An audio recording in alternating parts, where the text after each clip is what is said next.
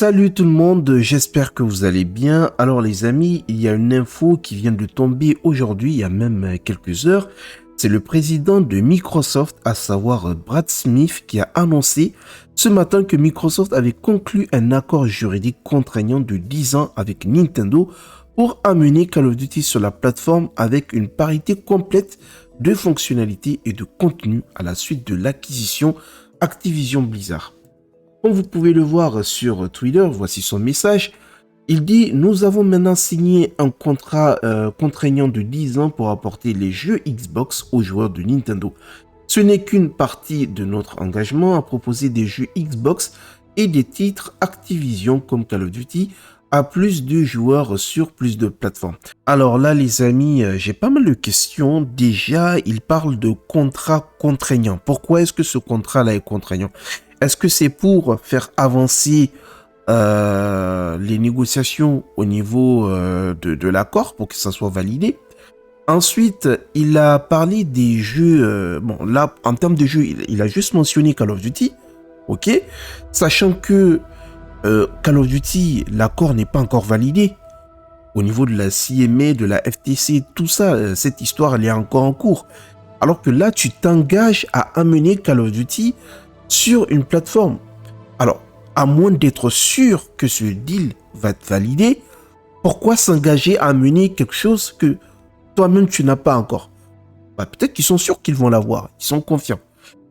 Dernièrement, en plus de ça, ils ont parlé de jeux Xbox.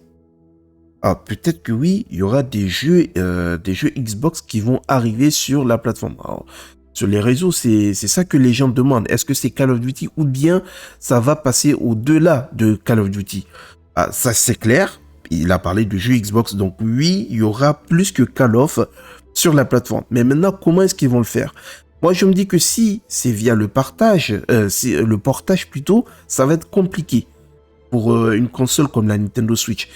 Alors, peut-être que ça va être via le cloud avec l'application Xbox Game Pass. Donc oui, le Xbox Game Pass pourrait bien faire son arrivée sur la Nintendo Switch.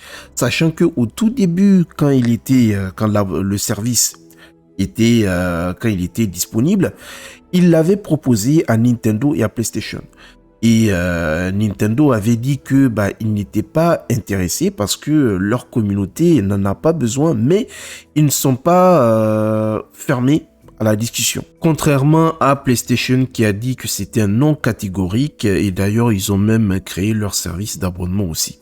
Du coup, voilà, on n'a pas plus de détails que ça, on n'a que des questions, et dites-moi vous ce que vous en pensez. En tout cas, moi je pense que le Game Pass va faire son arrivée sur Nintendo. Je ne vois pas comment est-ce que cette console va pouvoir supporter, même si ce sont des portages, et s'ils le font, ça va être très compliqué. Vous imaginez le nombre de jeux Xbox qu'il y a. Alors, après ça, est-ce que on n'aura pas des jeux Nintendo aussi sur Xbox? Peut-être que c'est pour ça qu'ils disent que c'est contraignant. C'est possible. Alors, vous imaginez des jeux Nintendo sur Xbox?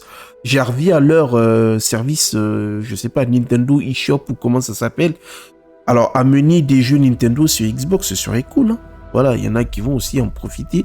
Et en échange, Xbox aussi va proposer son service Game Pass à Nintendo. C'est peut-être pour ça qu'ils disent que c'est contraignant. Mais en tout cas, c'est bon pour nous, les joueurs. Hein. Dites-moi vous ce que vous en pensez. Voilà les amis, c'est la fin de cette vidéo. Et puis voilà, je sais que ces temps-ci, je ne fais pas beaucoup de vidéos. Je fais plus de live.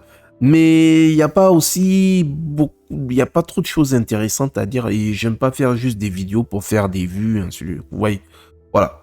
Du coup, moi je vous dis à la prochaine. Salut, salut!